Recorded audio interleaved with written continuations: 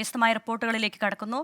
ഒരു പകൽ മുഴുവൻ മാനന്തവാടി ആശങ്കയിലാക്കിയ തണ്ണീർക്കൊമ്പൻ കാട്ടാന ബന്ദിപ്പൂരിലേക്ക്. ആനയെ കയറ്റിയ എലഫന്റ് ആംബുലൻസ് മാനന്തവാടിയിൽ നിന്ന് പുറപ്പെട്ടു. പ്രദേശത്തെ വാഴത്തോട്ടത്തിൽ നിലയുറപ്പിച്ച തണ്ണീർക്കൊമ്പനെ വൈകിട്ട് 5:30 ഡോക്ടർ അജേഷ് മോഹൻദാസിന്റെ നേതൃത്വത്തിലുള്ള സംഘം മയക്കുവെടിവെച്ചത്.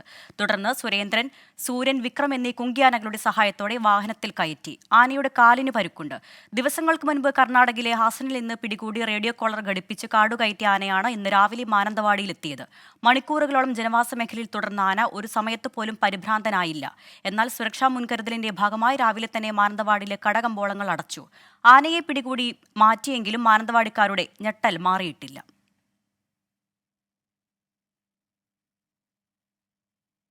കർണാടക വനപാതയിൽ കാർ നിർത്തി കാട്ടാനയുടെ ഫോട്ടോ എടുക്കാൻ ശ്രമിച്ച സംഭവത്തിൽ വനംവകുപ്പ് കേസെടുത്തു. ഫോട്ടോ എടുക്കുന്നതിനിടെ ആനയുടെ ആക്രമണത്തിൽ നിന്നും യാത്രക്കാർ തലനാരിഴയ്ക്കാണ് രക്ഷപ്പെട്ടത്. ഇവരുടെ കാർ കണ്ടെത്താനുള്ള ശ്രമത്തിലാണ് വനംവകുപ്പ്.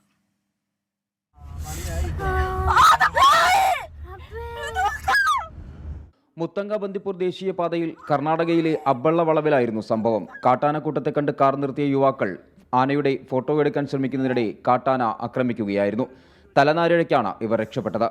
തലപ്പുഴ കണ്ണൂത്തുമല സ്വദേശി സവാദ് പകർത്തിയ ദൃശ്യങ്ങൾ സാമൂഹിക മാധ്യമങ്ങളിൽ പ്രചരിച്ചതോടെയാണ് സംഭവം പുറത്തറിഞ്ഞത്.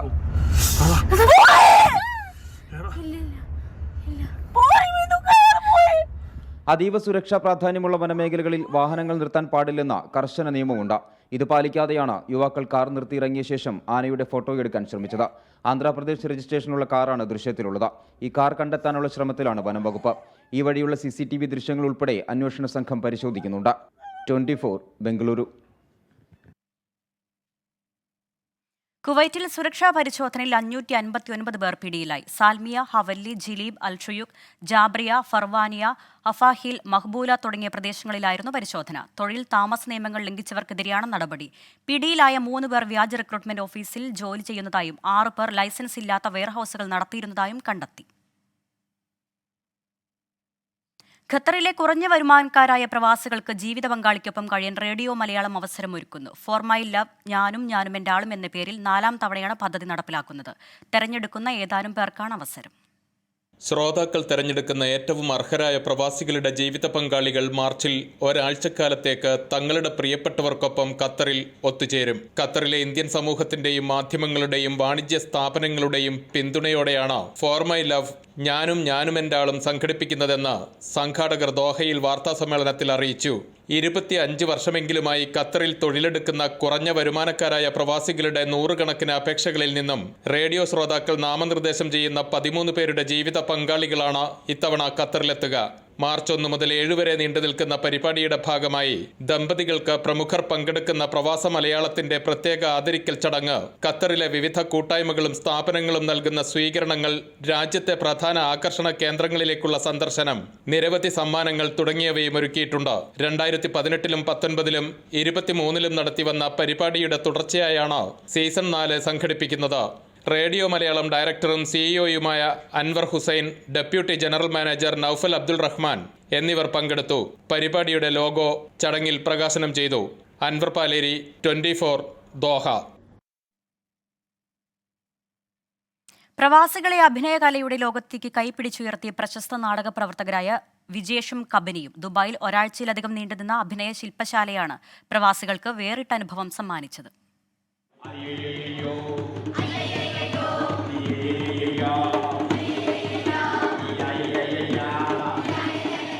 തിരക്കുകൾ നിറഞ്ഞ പ്രവാസ ജീവിതത്തിനിടയിലും മനസ്സിലെന്നോ സൂക്ഷിച്ചു വെച്ച അഭിനയമോഹം ഓരോ പ്രവാസിക്കും പൊടിതട്ടിയെടുക്കാനുള്ള അവസരം നൽകിയാണ് പ്രശസ്ത നാടക പ്രവർത്തകരായ വിജേഷും കബനിയും പ്രവാസികൾക്കിടയിൽ താരമായത്.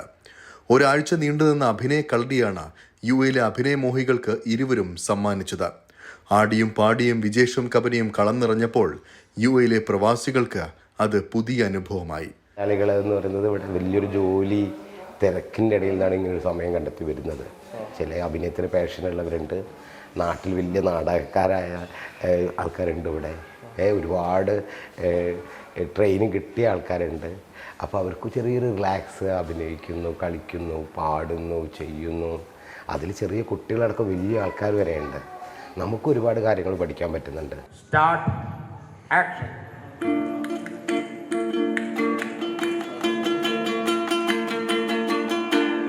പ്രവാസികളിലെ കലാകാരന്മാർക്ക് ഇനിയും കൂടുതൽ അവസരങ്ങൾ ലഭിക്കണമെന്നാണ് ആഗ്രഹമെന്നും വിസ്മയിപ്പിക്കുന്ന കലാകാരന്മാരാണ് ഈ പ്രവാസ ലോകത്തുള്ളതെന്നും കബനി പറഞ്ഞു. പക്ഷെ ഇത് വ്യത്യസ്തമായ ഒരു സെഗ്മെൻ്റ് ആയിട്ടാണ് എനിക്ക് തോന്നിയിട്ടുള്ളത്. കൂടുതലും ആക്ടിങ്ങിന് പ്രാധാന്യം കൊടുത്തുകൊണ്ട് ആണ് ഈ ക്യാമ്പുകൾ മുന്നോട്ട് പോയത്. പിന്നെ കൂടുതലും കുട്ടികൾ വളരെ ചുരുങ്ങിയ ആളുകളെ ഇതിലുള്ളൂ. ബാക്കി എല്ലാവരും തന്നെ പ്രവാസികളായ വർക്കേഴ്സ് ആയിട്ടുള്ള ആളുകളാണ്. മലയാളിയുടെ പ്രിയ സംവിധായകൻ ലാൽ ജോസും അവസാന ദിവസം ക്യാമ്പിലെത്തിയത് ഇവർക്ക് കൂടുതൽ പ്രചോദനമായി. മറക്കാനാകാത്ത നിമിഷങ്ങളാണ് ക്യാമ്പ് സമ്മാനിച്ചതെന്ന് പങ്കെടുത്തവർ അഭിപ്രായപ്പെട്ടു. എക്സ്പീരിയൻസ് നല്ലൊരു എക്സ്പീരിയൻസ് ഉണ്ടായിരുന്നു. കുറേ ആൾക്കാരെ കൂടി ഇൻറ്ററാക്ട് ചെയ്യാൻ പറ്റി. പിന്നെ എനിക്ക് ഒരാഗ്രഹം ഉണ്ടായിരുന്നു ആക്ടേഴ്സിൻ്റെ ആ മൈൻഡ് സെറ്റിൽ നടക്കുന്നത് എന്താണെന്ന് അറിയാൻ വേണ്ടിയിട്ട്. അപ്പോൾ ഈ ക്യാമ്പിലെ കൂടി എനിക്ക് കുറേ ഫണ്ണും ഉണ്ടായി, കുറേ കാര്യങ്ങളൊക്കെ പഠിച്ചു. നാടകത്തിന് പുറമെ സിനിമാ രംഗത്തും കുട്ടികളുടെ അഭിനയ പരിശീലനത്തിലും വിജേഷും കബനിയും സജീവമാണ്. ഇനിയും ഇത്തരത്തിലുള്ള വർക്ക്ഷോപ്പുകളുമായി UAE-യിലെത്തുമെന്ന് വിജേഷും കബനിയും പറയുന്നു. 24 ദുബായ്. ഷാർജ ഇന്ത്യൻ സ്കൂൾ അനധ്യാപക ജീവനക്കാർ രക്തദാന ക്യാമ്പ് സംഘടിപ്പിച്ചു. ഷാർജ ഇന്ത്യൻ അസോസിയേഷനിലാണ് ക്യാമ്പ് നടന്നത്. അസോസിയേഷൻ പ്രസിഡന്റ് നിസാർ തളങ്കര ഉദ്ഘാടനം ചെയ്തു. ഇന്ത്യൻ സ്കൂൾ അൽ ഗുബൈബ, അൽ ജുവൈസ എന്നിവിടങ്ങളിലെ 100-ലേറെ ജീവനക്കാർ രക്തദാന ക്യാമ്പിൽ പങ്കെടുത്തു. School CEO KR Radhakrishnan Nair, principal Pramod മഹാരാജൻ എന്നിവർ നേതൃത്വം നൽകി. കുവൈറ്റിൽ മലയാളി ഹൃദയാഘാതത്തെ തുടർന്ന് മരിച്ചു. തിരുവല്ല മല്ലപ്പള്ളി സ്വദേശി ടോണി മാത്യു ആണ് മരിച്ചത്. 44 വയസ്സായിരുന്നു. OSCC സൈബർ വിങ്ങിന്റെ GCC തല കോർഡിനേറ്ററായിരുന്നു. അൽഷുക്കൂർ കമ്പനിയിലെ ജീവനക്കാരനാണ്. മൃതദേഹം നാട്ടിലെത്തിക്കാൻ നടപടികൾ തുടരുകയാണ്. മന്നം സാംസ്കാരിക സമിതിയുടെ വാർഷികാഘോഷം അജ്മാനിൽ നടന്നു. അജ്മാൻ കൾച്ചറൽ സെന്ററിൽ നടന്ന പരിപാടി അജ്മാൻ രാജകുടുംബാംഗം Sheikh Ahmed Sultan Ali Rashid Al Nuaimi ഉദ്ഘാടനം ചെയ്തു. ചാണ്ടി ഉമ്മൻ MLA മുഖ്യ അതിഥിയായി. Manas president Sreekumar S. പിള്ള അധ്യക്ഷത വഹിച്ചു. തിരുവിതാംകൂർ ദേവസ്വം ബോർഡ് മുൻ president advocate G. Raman Nair, നടൻ കൃഷ്ണപ്രസാദ്, നടി Shruthi Lakshmi, Sharjah Indian association vice president Pradeep Nenmara തുടങ്ങിയവർ സംസാരിച്ചു. നടി ദിവ്യ ഉണ്ണിയുടെ നൃത്തവും വിവേകാനന്ദന്റെ ഗാനമേളയും അരങ്ങേറി. ഖത്തർ ഇന്ത്യൻ എംബസിക്ക് കീഴിൽ Indian community benevolent forum legal cell Indian സ്ഥാനപതി വിപുൽ ഉദ്ഘാടനം ചെയ്തു. ഖത്തറിലെ ഇന്ത്യൻ അഭിഭാഷകരുടെ കൂട്ടായ്മയായ ലോയേഴ്സ് ഫ്രറ്റേണിറ്റി ഫോറം ഖത്തറുമായി സഹകരിച്ചാണ് വിവിധ വിഷയങ്ങളിൽ പ്രഗത്ഭരായ 9 പേരടങ്ങുന്ന അഭിഭാഷക പാനൽ പ്രഖ്യാപിച്ചത്. ഖത്തറിലെ ഇന്ത്യക്കാർക്ക് സൗജന്യമായ നിയമോപദേശം നൽകാനാണ് ഇത്തരമൊരു സംവിധാനം. എല്ലാ ഞായറാഴ്ചകളിലും ബുധനാഴ്ചകളിലും വൈകിട്ട് 6:30 മുതൽ തുമാമയിലെ ICBF ഓഫീസിലെത്തി ലീഗൽ സെല്ലിന്റെ സേവനം പ്രയോജനപ്പെടുത്താം. ഇതിനായി മുൻകൂട്ടി രജിസ്റ്റർ ചെയ്യണം. മുഖ്യമന്ത്രിയുടെ മകൾക്കെതിരായ മാസപ്പടി വിവാദത്തിൽ അടിയന്തര പ്രമേയ നോട്ടീസിന് അനുമതി ലഭിക്കാത്തതിൽ നിയമസഭ ബഹിഷ്കരിച്ച് പ്രതിപക്ഷം. SFIU അന്വേഷണത്തിന്റെ പശ്ചാത്തലത്തിൽ മുഖ്യമന്ത്രി പിണറായി വിജയൻ രാജിവെക്കണമെന്ന് പ്രതിപക്ഷം ആവശ്യപ്പെട്ടു. വിഷയം അടിയന്തര പ്രമേയമായി കൊണ്ടുവന്നെങ്കിലും ചട്ടവിരുദ്ധമെന്ന് ചൂണ്ടിക്കാട്ടി സ്പീക്കർ നോട്ടീസ് തള്ളി. ഇതോടെ സ്പീക്കറുടെ ഡയസിന് മുന്നിൽ പ്ലക്കാർഡുമായി പ്രതിഷേധിച്ച പ്രതിപക്ഷം സഭ ബഹിഷ്കരിക്കുകയായിരുന്നു. വീണ വിജയന്റെ എക്സാലോജിക് കമ്പനിക്കെതിരെ ആദായ നികുതി വകുപ്പ് തർക്കപരിഹാര ബോർഡിന്റെ ഉത്തരവും ROC റിപ്പോർട്ടും SFIU അന്വേഷണവും സഭ നിർത്തിവെച്ച് ചർച്ച ചെയ്യണമെന്നായിരുന്നു പ്രതിപക്ഷത്തിന്റെ ആവശ്യം. മാത്യു കുളനാടനാണ് അടിയന്തര പ്രമേയ നോട്ടീസ് നൽകിയത്. ചട്ടപ്രകാരം അടിയന്തര പ്രമേയം അനുവദിക്കാൻ കഴിയില്ലെന്ന് സ്പീക്കർ നിലപാടെടുത്തു. അടിയന്തര പ്രമേയ നോട്ടീസുകൾ അനുമതി നൽകുന്നത് സംബന്ധിച്ച് ചട്ടങ്ങളിലെ ചട്ടം 52 ക്ലോസ് 9, 53 എന്നിവ അനുസരിച്ച് ഈ നോട്ടീസ് അനുമതി നൽകാൻ കഴിയില്ല എന്നറിയിക്കുകയാണ്. ഒരു ചട്ടലംഘനവുമില്ലെന്ന് പ്രതിപക്ഷ നേതാവിന്റെ വാദം. ഒരു ക്ലോസും വയലേറ്റ് ചെയ്യുന്നില്ല. ഞാൻ അങ്ങയുടെ റൂളിംഗിനെ പക്ഷേ ഒരു തരത്തിലും ക്ലോസ് ചെയ്യുന്നില്ല. എല്ലാ ബഹുമാനത്തോടെയും ചട്ടം വായിക്കുന്നെന്ന് സ്പീക്കർ. ബഹുമാനപ്പെട്ട പ്രതിപക്ഷ നേതാവ്, എല്ലാ ബഹുമാനവും അങ്ങയോടുള്ള എല്ലാ ബഹുമാനവും നിലനിർത്തിക്കൊണ്ട് ഞാൻ ക്ലോസ് വായിക്കാം. പ്ലീസ്. ഇതോടെ പ്രതിഷേധവുമായി പ്രതിപക്ഷം നടുത്തളത്തിലിറങ്ങി. ബാനറുകളും പ്ലക്കാർഡും ഉയർത്തി പ്രതിഷേധം. പിന്നാലെ സഭ വിട്ടിറങ്ങി. 50 കൂടി 1 കോടി ആളുകൾ ലോകമെമ്പാടും ഇതുമൂലം മരിക്കാനിടയുണ്ട്. മറുപടി പറയാതെ നിയമസഭയിൽ നിന്ന് മുഖ്യമന്ത്രി ഒളിച്ചോടിയെന്ന് പ്രതിപക്ഷ നേതാവ്. മുഖ്യമന്ത്രി സ്ഥാനം രാജിവെക്കണമെന്നും ആവശ്യം. മുഖ്യമന്ത്രി സത്യത്തിൽ ഈ സ്ഥാനത്തിരിക്കാൻ യോഗ്യനല്ല. കാരണം ഒരു വളരെ പ്രധാനപ്പെട്ട അന്വേഷണം അദ്ദേഹത്തിനെതിരായി നടക്കുകയാണ്. അപ്പോൾ അദ്ദേഹം ഇന്ന് ഞങ്ങൾ നിയമസഭയിൽ ഈ വിഷയം കൊണ്ടുവന്നപ്പോൾ അദ്ദേഹം ഒളിച്ചോടുകയാണ് ഉണ്ടായത്. നിയമസഭയിൽ പോലും ഇന്ന് വന്നില്ല. നിയമസഭയ്ക്കകത്തും പുറത്തുമായി എക്സാലോജിക്കുമായി ബന്ധപ്പെട്ട വിവാദമുയർത്താനാണ് പ്രതിപക്ഷ തീരുമാനം. 24 തിരുവനന്തപുരം. എക്സാലോജി കമ്പനിക്കെതിരായ നടപടികൾ രാഷ്ട്രീയ പ്രേരിതമെന്നും അതിനെ രാഷ്ട്രീയമായി തന്നെ നേരിടുമെന്നും CPIM സംസ്ഥാന സെക്രട്ടറി MV ഗോവിന്ദൻ. പിണറായി വിജയനെ എങ്ങനെ കൊടുക്കാമെന്ന് മാത്രമാണ് കേസിന് പിന്നിലെ അജണ്ട. കേസുമായി ഹൈക്കോടതിയിൽ പോയ ഷോൺ ജോർജിന് BJP ഭാരവാഹിത്വം നൽകിയത് ഇതിന് പിന്നിൽ ആരെന്നത് വ്യക്തമാക്കുന്നുവെന്നും MV ഗോവിന്ദൻ പറഞ്ഞു. എല്ലാം രാഷ്ട്രീയമാണെന്ന് കൃത്യമായിട്ട് മനസ്സിലാക്കാൻ നമുക്ക് സാധിക്കണമല്ലോ. സോളന്റെ വർഷത്തിൽ ഇപ്പോൾ നമ്മൾ കണ്ടില്ലേ, ഓരോരാൾക്കെതിരായിട്ടും വന്നുകൊണ്ടിരിക്കുകയാണ്.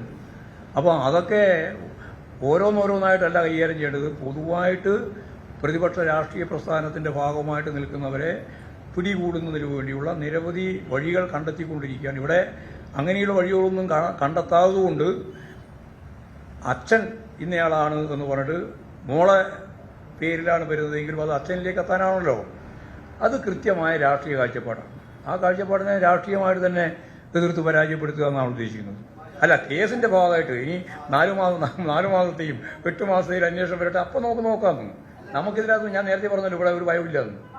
കാലിക്കറ്റ് സർവകലാശാല സിൻഡിക്കേറ്റ് തെരഞ്ഞെടുപ്പ് നടപടികൾ മരവിപ്പിച്ച് ചാൻസലർ കൂടിയായ ഗവർണർ ആരിഫ് മുഹമ്മദ് ഖാൻ താൻ നാമനിർദ്ദേശം ചെയ്ത അധ്യാപകരുടെ പത്രിക സർവകലാശാല രജിസ്ട്രാർ തള്ളിയതിന് പിന്നാലെയാണ് ഗവർണറുടെ നടപടി. പത്രിക തള്ളിയതിൽ വിശദീകരണം നൽകാൻ വൈസ് ചാൻസലറോട് രാജ്ഭവൻ ആവശ്യപ്പെട്ടു. സെർച്ച് കമ്മിറ്റിയിലേക്കുള്ള പ്രതിനിധികളെ ഉടൻ അയക്കണമെന്ന് 8 സർവകലാശാലകളോട് നിർദ്ദേശിക്കുകയും ചെയ്തു. കാലിക്കറ്റ് സർവകലാശാല സെനറ്റിലേക്ക് ഗവർണർ നോമിനേറ്റ് ചെയ്ത P. രവീന്ദ്രൻ, TM വാസുദേവൻ എന്നിവരുടെ പത്രികകളാണ് രജിസ്ട്രാർ തള്ളിയത്. യൂണിവേഴ്സിറ്റി അധ്യാപക മണ്ഡലത്തിൽ നിന്ന് മത്സരിച്ചു ജയിച്ചവരല്ല ഗവർണറുടെ നോമിനികൾ എന്നാണ് വിശദീകരണം. ഇതോടെ ഗവർണറും നിലപാട് കടുപ്പിച്ചു. സിൻഡിക്കേറ്റ് തെരഞ്ഞെടുപ്പ് നടപടികൾ സ്റ്റേ ചെയ്തു. പത്രിക തള്ളിയതിൽ വിശദീകരണം ആവശ്യപ്പെട്ട് രാജ്ഭവൻ സെക്രട്ടറി കാലിക്കറ്റ് VCക്ക് കത്ത് നൽകി. സെർച്ച് കമ്മിറ്റിയിലേക്ക് പ്രതിനിധിയെ അറിയിക്കാൻ സ്ഥിരം VCമാരില്ലാത്ത 8 സർവകലാശാലകളോടും ആവശ്യപ്പെട്ടു. ഇത് 2ാം തവണയാണ് പ്രതിനിധിയെ ആവശ്യപ്പെട്ട് സർവകലാശാലകൾക്ക് കത്ത് നൽകുന്നത്. കഴിഞ്ഞ തവണ നിർദ്ദേശമായിരുന്നെങ്കിൽ ഇത്തവണ താക്കീതിന്റെ സ്വരമാണ്. സ്ഥിരം VCമാരില്ലാത്ത 8 സർവകലാശാലകളിൽ യോഗം ചേർന്ന് 1 മാസത്തിനകം നോമിനിയെ നിശ്ചയിച്ച് നൽകണം. നടപടികൾ സ്വീകരിച്ചില്ലെങ്കിൽ സുപ്രീം കോടതി വിധിപ്രകാരം സ്വന്തം നിലയ്ക്ക് കമ്മിറ്റി രൂപീകരിക്കുമെന്ന താക്കീതും ചാൻസലർ നൽകുന്നുണ്ട്. 24 തിരുവനന്തപുരം. ലോക്സഭാ തെരഞ്ഞെടുപ്പിൽ 3ാം സീറ്റ് വേണമെന്ന ആവശ്യത്തിൽ ഉറച്ച മുസ്ലിം ലീഗ്. എല്ലാ സമയത്തെയും പോലെയല്ല സീറ്റ് ലഭിച്ചു തീരുവെന്ന് PK കുഞ്ഞാലിക്കുട്ടി വ്യക്തമാക്കി. ലീഗിന്റെ ആവശ്യം AICC നേതൃത്വത്തെ ധരിപ്പിക്കുമെന്ന് UDF കൺവീനർ MM ഹസൻ പ്രതികരിച്ചു. അതിനിടെ കോട്ടയത്തെ UDF സ്ഥാനാർത്ഥി ചർച്ചകൾ കേരള കോൺഗ്രസിലും സജീവമായി. ലോക്സഭാ തെരഞ്ഞെടുപ്പിൽ UDFലെ സീറ്റ് ചർച്ചകൾ സജീവം. 3 സീറ്റിൽ വിട്ടുവീഴ്ചയിലെന്ന നിലപാടിലാണ് മുസ്ലിം ലീഗ്. ഉഭയകക്ഷി ചർച്ചയിൽ 3ാം സീറ്റ് ആവശ്യപ്പെട്ടെന്നും നടന്നത് പ്രാഥമിക ചർച്ചകളെന്നും PK കുഞ്ഞാലിക്കുട്ടി. അധികമായിട്ട് ഒരു സീറ്റ് ചോദിച്ചിട്ടുണ്ട്. ചോദിച്ച മാതിരി തന്നെ നിൽക്കണമെന്ന് ചില മീഡിയയിൽ കണ്ടു. തീരുമാനമായി. ഞങ്ങളാരും പറഞ്ഞിട്ടില്ല അങ്ങനെ തീരുമാനമായത്. പ്രാഥമിക ചർച്ച മാത്രമേ നടന്നിട്ടുള്ളൂ. രാഹുൽ ഗാന്ധി മത്സരിക്കുന്നില്ലെങ്കിൽ വയനാട് വേണമെന്നാണ് ആവശ്യം. ഇനി രാഹുൽ ഗാന്ധി വയനാട് തന്നെയാണ് തെരഞ്ഞെടുക്കുന്നതെങ്കിൽ വടകര, കണ്ണൂർ സീറ്റുകളാണ് ലീഗിന്റെ മനസ്സിലുള്ളത്. തിങ്കളാഴ്ച കോൺഗ്രസ് അധ്യക്ഷൻ മല്ലികാർജ്ജുൻ ഖർഗെയുടെ സാന്നിധ്യത്തിൽ തൃശൂരിൽ ചർച്ച നടത്തുമെന്നും സമവായത്തിലൂടെ പരിഹാരമുണ്ടാക്കുമെന്നും UDF കൺവീനർ MM ഹസൻ. മുസ്ലിം ലീഗുമായിട്ടുള്ള പ്രാരംഭ ചർച്ചയിൽ അവരവരുടെ ആവശ്യം ഉന്നയിച്ചിട്ടുണ്ട്. ഇക്കാര്യം ഞങ്ങൾ ചർച്ച ചെയ്യാമെന്നാണ് പറഞ്ഞിരിക്കുന്നത്. കാരണം അവരുടെ ആവശ്യം അംഗീകരിക്കണമെങ്കിൽ ഞങ്ങൾക്ക് ദേശീയ നേതൃത്വവുമായി ആലോചിക്കണം, AICCക്കാരുമായി ചർച്ച ചെയ്യണം. ഇതിനിടെ കോട്ടയത്ത് UDF സ്ഥാനാർത്ഥിയായി ആര് നിന്നാലും ജയിക്കുമെന്ന് KM മാണിയുടെ മരുമകൻ MP ജോസഫ് 24നോട് പറഞ്ഞു. എല്ലാ സാധ്യതകളും പരിഗണിച്ചാകും സ്ഥാനാർത്ഥിയെ നിശ്ചയിക്കുക. UDFന് തീർച്ചയായിട്ടും ജയിക്കുന്ന ഒരു കേരള കോൺഗ്രസ് തീർച്ചയായിട്ടും ജയിക്കുന്ന ഒരു മണ്ഡലമാണ്, ഒരു ലോക്സഭാ കോൺസ്റ്റിറ്റ്യുവൻസിയാണ് കോട്ടയം. ബിജു സാറ് അദ്ദേഹം പറയുന്ന സ്ഥാനാർത്ഥി അതാരായിരുന്നാലും നല്ല ഭൂരിപക്ഷത്തോടുകൂടി ജയിക്കും. കോട്ടയം സീറ്റിൽ ഫ്രാൻസിസ് ജോർജിന്റെയും PC തോമസിന്റെയും പേരുകളാണ് സജീവം. News desk 24. ഇപ്പോൾ വരുന്നൊരു വാർത്തയിലേക്കാണ്. കൊച്ചി തോപ്പുംപടിയിൽ തീപിടുത്തം. വിയ സ്റ്റോർ എന്ന സ്ഥാപനത്തിലാണ് തീപിടിച്ചത്. ഫയർഫോഴ്സ് എത്തിയ തീ അണയ്ക്കാൻ ശ്രമം തുടരുകയാണ്. ശ്യാംകുമാർ ഉണ്ട് കൊച്ചിയിൽ നിന്നും വിവരങ്ങളുമായി. ശ്യാം, വലിയ അപകടമാണോ ഉണ്ടായിട്ടുള്ളത്? എന്താണ് തീപിടുത്തത്തെ കാരണം എന്നാണ് മനസ്സിലാകുന്നത്? തീപിടുത്തത്തിന്റെ കാരണം എന്താണെന്നുള്ളത് വ്യക്തമായിട്ടില്ല. പക്ഷേ നിരവധി വ്യാപാര സ്ഥാപനങ്ങളുള്ള മേഖലയിലാണ് ഇപ്പോൾ തീപിടുത്തം ഉണ്ടായിരിക്കുന്നത്. ജില്ലയുടെ വിവിധ ഭാഗങ്ങളിൽ നിന്ന് ഫയർ യൂണിറ്റുകൾ എത്തി തീ നിയന്ത്രണ വിധേയമാക്കാനുള്ള ശ്രമം നടത്തുന്നുണ്ട്. വിയ സ്റ്റോർ എന്നുള്ളത് പാത്രങ്ങളും മറ്റ് സാധനങ്ങളും വിൽക്കുന്ന ഒരു കടയാണ്. അതിനോട് ചേർന്ന സ്റ്റുഡിയോകളും മറ്റു കടകളും ഒക്കെയുണ്ട്. പഴയ രീതിയിലുള്ള കടകളുള്ള ഒരു വലിയ പ്രദേശമാണ്. ആ പ്രദേശത്താണ് ഇപ്പോൾ തീപിടുത്തം ഉണ്ടായിരിക്കുന്നത്. തൊട്ടടുത്തുള്ള കടകളിലേക്കൊക്കെ തീപിടിക്കാനുള്ള സാധ്യത ഉള്ളതിനാലാണ് ജില്ലയുടെ വിവിധ ഭാഗങ്ങളിൽ നിന്നും, മട്ടാഞ്ചേരിയിൽ നിന്നും, ഫോർട്ട് കൊച്ചിയിൽ നിന്നും, കടവന്ത്രയിൽ നിന്നും ഒക്കെ ഫയർ യൂണിറ്റുകൾ അങ്ങോട്ട് എത്തിയിട്ടുണ്ട്. തീ നിയന്ത്രണ വിധേയമാക്കാനുള്ള ശ്രമത്തിലാണ് ഫയർഫോഴ്സ് ഉള്ളത്. അതേസമയം തീ വളരെ വേഗത്തിൽ തൊട്ടടുത്ത കടകളിലേക്ക് ഉൾപ്പെടെ പടർന്നു പിടിക്കുന്ന ഒരു സ്ഥിതിയാണ് ഉള്ളത്. ഏതായാലും നിലവിൽ തീ നിയന്ത്രണ വിധേയമാക്കാനുള്ള ശ്രമത്തിലാണ് ഫയർഫോഴ്സ് സംഘമുള്ളത്. ശ്യാം പറഞ്ഞതുപോലെ ഈ കടയുടെ സമീപത്തെല്ലാം തൊട്ടടുത്ത് തന്നെ കടകളുണ്ട്, സ്റ്റുഡിയോ ഉണ്ടെന്ന് പറഞ്ഞു. എപ്പോഴാണ് ഈ തീപിടുത്തം ഉണ്ടായത്? ആരെങ്കിലും ആ സമയത്ത് കടയ്ക്കുള്ളിൽ ഉണ്ടായിരുന്നോ? ഇത്തരം വിവരങ്ങളെക്കുറിച്ച് എന്താണ്? 12 മണിയോടുകൂടിയാണ് തീപിടുത്തം ശ്രദ്ധയിൽപ്പെടുന്നത്. പക്ഷെ കടയ്ക്കുള്ളിൽ ആരെങ്കിലും ഉണ്ടോ എന്നുള്ളതിൽ ഒരു വ്യക്തത ലഭിച്ചിട്ടില്ല. ഏതായാലും വിവരമറിഞ്ഞ ഉടൻ തന്നെ ഫോർട്ട് കൊച്ചിയിൽ നിന്ന് ഫയർഫോഴ്സ് യൂണിറ്റ്, തോപ്പുംപടിയിൽ നിന്ന് ഫയർഫോഴ്സ് യൂണിറ്റ് ഒക്കെ അവിടെ എത്തിയിട്ടുണ്ടായിരുന്നു. ഇവരെത്തി തീ അണയ്ക്കാൻ ശ്രമിച്ചതിന് ശേഷമാണ് കൂടുതൽ യൂണിറ്റുകൾ എത്തിയത്. നിരവധി കടകളുള്ള പ്രദേശമായതിനാൽ തീ നിയന്ത്രണ വിധേയമാക്കുകയാണ് ആദ്യത്തെ ശ്രമം. ഏതായാലും നിലവിൽ കൂടുതൽ യൂണിറ്റുകൾ അങ്ങോട്ട് എത്തിച്ചേരുകയും ചെയ്യുന്നുണ്ട്. ഈ സ്ഥാപനങ്ങൾക്കുള്ളിൽ ആരെങ്കിലും രാത്രിയിൽ കിടക്കുന്നുണ്ടോ എന്നതുൾപ്പെടെയുള്ള വിവരങ്ങൾ പരിശോധനയ്ക്ക് ശേഷം മാത്രമേ വ്യക്തമാകൂ. ഏതായാലും നിരവധി സ്ഥാപനങ്ങൾ തൊട്ടടുത്ത് ചേർന്നുള്ള ഒരു വലിയ പ്രദേശമാണ് തോപ്പുംപടിയിലെ ഇപ്പോൾ ഈ തീപിടുത്തം ഉണ്ടായിരിക്കുന്ന മേഖല. അവിടുത്തെ ഒരു കടയിലാണ് ഇപ്പോൾ ഈ തീ ഉണ്ടായിരിക്കുന്നത്. അത് അടുത്ത കടകളിലേക്ക് വ്യാപിക്കാതിരിക്കാനുള്ള ശ്രമമാണ് ഇപ്പോൾ നടക്കുന്നത്. ഈ വിയ സ്റ്റോർ എന്ന് പറയുന്നത് പാത്രങ്ങളൊക്കെ ഉള്ള കടയാണെന്നാണോ ശ്യാം പറഞ്ഞത്? വിയ സ്റ്റോർ എന്ന് പറയുന്ന കടയിൽ പാത്രങ്ങളും മറ്റ് സ്റ്റീൽ വസ്തുക്കളും ഒക്കെ വിൽക്കുന്ന, സ്റ്റീലിന്റെ സാധനങ്ങളും ഒക്കെ വിൽക്കുന്ന ഒരു കടയാണ് എന്നുള്ളതാണ് നമുക്ക് പ്രദേശവാസികളിൽ നിന്ന് ലഭിച്ച ഒരു പ്രാഥമിക വിവരം. ആ കടയിലാണ് 12 മണിയോടുകൂടി തീ ഉയരുന്നത് ശ്രദ്ധയിൽപ്പെട്ടത്. ഇതോടെയാണ് ആളുകൾ വിവരം അറിയിക്കുകയും ഫയർഫോഴ്സ് യൂണിറ്റ് സ്ഥലത്തെത്തുകയും ചെയ്തത്. അപ്പോഴേക്കും തീ ആളിപ്പടർന്ന് മറ്റ് സ്ഥലങ്ങളിലേക്ക് പിടിക്കാനും തുടങ്ങിയിരുന്നു. ഇതാണ് നിയന്ത്രണ വിധേയമാക്കാൻ ഇപ്പോൾ ശ്രമം തുടരുന്നത്. പഴയകാലത്തെ കടകൾ, അതായത് തൊട്ടടുത്ത് ചേർന്നുള്ള തടി കൊണ്ടുള്ള കടകളുടെ നിർമ്മാണമൊക്കെ ഉള്ള സ്ഥലമാണ്. അതുകൊണ്ട് തന്നെ തീ വളരെ വേഗത്തിൽ പിടിക്കാനുള്ള സാഹചര്യം എല്ലാം ഉള്ള ഒരു പ്രദേശം കൂടിയാണ്. അതുകൊണ്ട് തന്നെയാണ് വളരെ വേഗത്തിൽ ഈ തീ നിയന്ത്രണ വിധേയമാക്കാൻ ശ്രമിക്കുന്നത്. അല്ലെങ്കിൽ ആ ഒരു പ്രദേശത്തെ തൊട്ട് ചേർന്നുള്ള നിരവധി കടകൾക്ക് നാശനഷ്ടം ഉണ്ടാകാനുള്ള സാധ്യതയുണ്ട്. ഇതോടെയാണ് ജില്ലയുടെ പല ഭാഗങ്ങളിൽ നിന്ന് ഇപ്പോൾ ഫയർഫോഴ്സിന്റെ യൂണിറ്റുകൾ സ്ഥലത്തേക്ക് എത്തിക്കൊണ്ടിരിക്കുന്നത്. ശ്യാംകുമാറാണ് വിവരങ്ങൾ നൽകുന്നത്. കൊച്ചി തോപ്പുംപടിയിലാണ് തീപിടുത്തം ഉണ്ടായത്. വിയ സ്റ്റോർ എന്ന സ്ഥാപനത്തിലാണ് ഈ അപകടം ഉണ്ടായിരിക്കുന്നത്. ഈ പാത്രങ്ങൾ, സ്റ്റീൽ പാത്രങ്ങളൊക്കെ വിൽക്കുന്ന ഒരു കടയാണ്. ഇപ്പോൾ കടയ്ക്കുള്ളിൽ ആരെങ്കിലും ഒക്കെ ഉണ്ടായിരുന്നു എന്ന കാര്യത്തിൽ ഇതുവരെ വ്യക്തതയൊന്നും വന്നിട്ടില്ല. ഫയർഫോഴ്സ് യൂണിറ്റുകൾ എത്തി തീ അണയ്ക്കാനുള്ള തീവ്രശ്രമം തുടരുകയാണ്. മറ്റൊരു വാർത്തയിലേക്ക്. എറണാകുളം വെണ്ണരിൽ വർക്ക്ഷോപ്പിന് തീപിടിച്ചു. സമീപത്തെ പറമ്പിലേക്കും തീ പടർന്നു. ഫയർഫോഴ്സ് എത്തി തീ അണയ്ക്കുകയായിരുന്നു.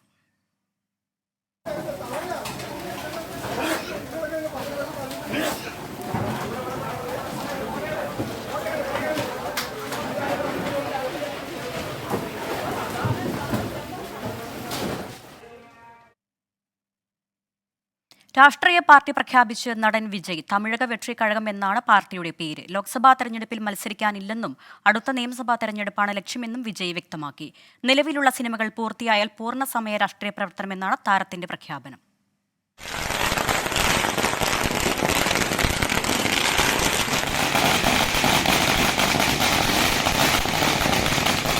വിജയ് മക്കളിയക്കം പ്രവർത്തകരുടെ ഏറെക്കാലത്തെ കാത്തിരിപ്പിനാണ് അവസാനമായത്. കൊട്ടിഘോഷങ്ങളില്ലാതെ ലളിതമായൊരു കുറിപ്പിലൂടെയാണ് ആരാധകരുടെ ദളപതി രാഷ്ട്രീയ പാർട്ടി പ്രഖ്യാപിച്ചത്. വിജയുടെ പാർട്ടി തമിഴക വെട്രിക്കഴകം എന്നറിയപ്പെടും. വിജയ് മക്കളിയക്കം ജനറൽ കൗൺസിൽ തീരുമാനപ്രകാരം ചെയർമാൻ ബുസിയാനന്ദ് ഡൽഹിയിലെത്തി തെരഞ്ഞെടുപ്പ് കമ്മീഷനിൽ പാർട്ടി രജിസ്ട്രേഷനുള്ള അപേക്ഷ നൽകി. വിജയ് അധ്യക്ഷനായി പുതിയ രാഷ്ട്രീയ പാർട്ടി പ്രഖ്യാപിച്ചതിന് തൊട്ടുപിന്നാലെ തമിഴ്നാട്ടിൽ എല്ലായിടത്തും ആരാധകർ ആഘോഷം തുടങ്ങി. പടക്കം പൊട്ടിച്ചും മധുരം വിതരണം ചെയ്തും തമിഴക വെട്രിക്കഴകത്തിന് സ്വീകരണം.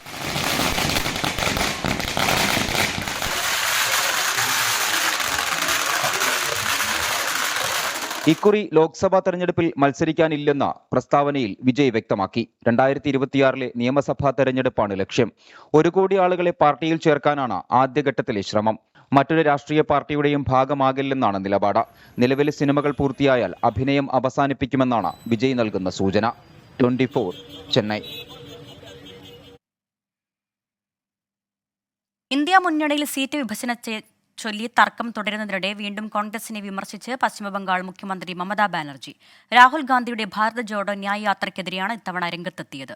ഇന്ത്യ സഖ്യത്തിന്റെ ഭാഗമായ തൃണമൂൽ കോൺഗ്രസ് അധികാരത്തിലുള്ള സംസ്ഥാനത്ത് യാത്ര എന്തിനാണെന്ന് മമത ചോദിച്ചു. പര്യടനത്തിന്റെ കാര്യം തന്നെ അറിയിക്കാനുള്ള മര്യാദ പോലും കോൺഗ്രസ് കാണിച്ചില്ല. ലോക്സഭാ തെരഞ്ഞെടുപ്പിൽ കോൺഗ്രസിന് 40 സീറ്റിലെങ്കിലും ജയിക്കാനാകുമോ എന്ന സംശയമാണെന്നും മമതാ ബാനർജി തുറന്നടിച്ചു. രാഹുൽ ഗാന്ധി ദേശാടന പക്ഷിയാണെന്നും മമത പരിഹസിച്ചു. এটা হতে পারে না। শুনুন, এখনো হিম্মত করে বলি, লড়তে যদি পারে বিজেপিকে কেউ, বাংলা পারে, তৃণমূল কংগ্রেস পারে, আর আমরাই পারি। সমস্ত রিজিওনাল পার্টিকে ঐক্যবদ্ধ করে এক জায়গায় দাঁড়াতে কংগ্রেস তুমি তো একা পারবে না, তুমি 40টা সিট পাবে কিনা আমরা জানি না। ഡൽഹി മദ്യനയ അഴിമതി കേസിൽ മുഖ്യമന്ത്രി അരവിന്ദ് കെജ്രിവാൾ ഇന്നും ഇഡിക്ക് മുന്നിൽ ഹാജരായില്ല. സമൻസ് നിയമവിരുദ്ധമാണെന്നും കെജ്രിവാളിനെ അറസ്റ്റ് ചെയ്ത് സർക്കാരിനെ അട്ടിമറിക്കാനുള്ള നീക്കമാണെന്നും ആം ആദ്മി പാർട്ടി ആരോപിച്ചു. ആം ആദ്മി പാർട്ടി MLA-മാരെ BJP വിലക്കെടുക്കാൻ ശ്രമിച്ചെന്ന പരാമർശത്തിൽ അരവിന്ദ് കെജ്രിവാളിനെതിരെ ഡൽഹി പോലീസ് നടപടി തുടങ്ങി. ഡൽഹി മദ്യനയ അഴിമതി കേസിൽ എൻഫോഴ്സ്മെന്റ് ഡയറക്ടറേറ്റിന്റെ തുടർച്ചയായുള്ള 5ാമത്തെ നോട്ടീസും മുഖ്യമന്ത്രി അരവിന്ദ് കെജ്രിവാൾ അവഗണിച്ചു.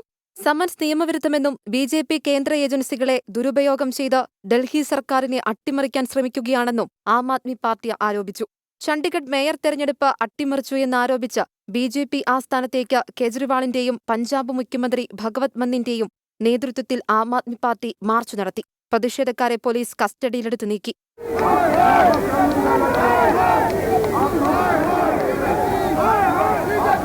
ആം ആദ്മി പാർട്ടി MLA-മാരെ BJP വിലക്കെടുക്കാൻ ശ്രമിച്ചെന്ന പരാമർശത്തിന് എതിരായ പരാതിയിൽ അരവിന്ദ് കെജ്രിവാളിനെതിരെ ഡൽഹി പോലീസ് നടപടി തുടങ്ങി.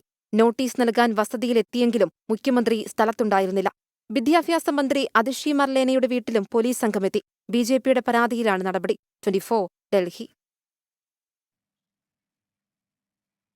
ക്രിസ്മസ് പുതുവത്സര ബമ്പർ സമ്മാനം ലഭിച്ചത് പോണ്ടിച്ചേരി സ്വദേശിക്ക്. 20 കോടി രൂപ ലഭിച്ച ഭാഗ്യശാലിയെ തിരുവനന്തപുരം ഭാഗ്യക്കുറി ഓഫീസിലെത്തിയ ടിക്കറ്റ് ഹാജരാക്കിയെന്ന് അധികൃതർ അറിയിച്ചു. സമ്മാനർഹൻ പേര് വെളിപ്പെടുത്താൻ തയ്യാറായിട്ടില്ല. പോണ്ടിച്ചേരി സ്വദേശിയായ 33 വയസ്സുകാരനാണ് ആ ഭാഗ്യശാലി.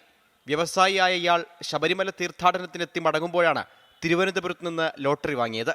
ലോട്ടറി വിറ്റ ഏജൻസിയായ പാലക്കാട്ടെ വിൻസ്റ്റാർ ലക്കി സെന്റർ ഉടമ ഷാജഹാനൊപ്പമാണ് ഇയാൾ തിരുവനന്തപുരത്തെത്തി ഭാഗ്യക്കുറി വകുപ്പിന് ലോട്ടറി കൈമാറിയത്. പേരോ മറ്റ് വിവരങ്ങളോ വെളിപ്പെടുത്തരുതെന്ന് അറിയിച്ചതായി ഷാജഹാൻ പറഞ്ഞു. അവർ പോണ്ടിച്ചേരിയാണ്. പിന്നെ അതിനെക്കുറിച്ച് അവർ ചോദിച്ചിട്ടുണ്ടായിരുന്നു, ഇത് എങ്ങനെയാണ് നമ്മൾ ചെയ്യേണ്ടത്, നിനക്ക് എന്തൊക്കെയാണ് വേണ്ടത് എന്നൊക്കെ ചോദിച്ചു. അപ്പോൾ ഞാൻ അവർക്ക് വേണ്ട Aadhaar card, photos, pan card, passbook ഇതെല്ലാം ഞാൻ പറഞ്ഞിട്ടുണ്ടായിരുന്നു. അവർ പോണ്ടിച്ചേരിയിൽ നിന്ന് നേരെ തിരുവനന്തപുരം വന്നു. ഞങ്ങൾ പാലക്കാട് നിന്ന് ഇവിടെ തിരുവനന്തപുരത്തേക്ക് ഫസ്റ്റ് ടൈമാണ് അവരെ ഞാൻ കണ്ടത്. കുടുംബമായിട്ട് ചെറിയ ഇഷ്യൂ ആവും, മീഡിയയൊക്കെ അറിഞ്ഞു കഴിഞ്ഞാൽ അവർക്ക് വലിയ ബുദ്ധിമുട്ടാകും എന്ന് പറഞ്ഞിട്ടുണ്ടായിരുന്നു. അതുകൊണ്ട് നമ്മൾ അത് വെളിപ്പെടുത്തിയില്ല. ജനുവരി 24-നായിരുന്നു സംസ്ഥാന ഭാഗ്യക്കുറി വകുപ്പിന്റെ ക്രിസ്മസ് പുതുവത്സര ബമ്പർ നറുക്കെടുത്തത്. ഇതുവരെ ആരാണ് ആ ഭാഗ്യശാലിയെന്ന് കണ്ടെത്താൻ കഴിഞ്ഞിരുന്നില്ല. മറ്റ് നടപടികൾക്ക് ശേഷം യുവാവിന്റെ കയ്യിൽ സമ്മാനത്തുക എത്തും. 24 തിരുവനന്തപുരം. ഫോക്കസ് പൂർണ്ണമാവുകയാണ്. നമസ്കാരം.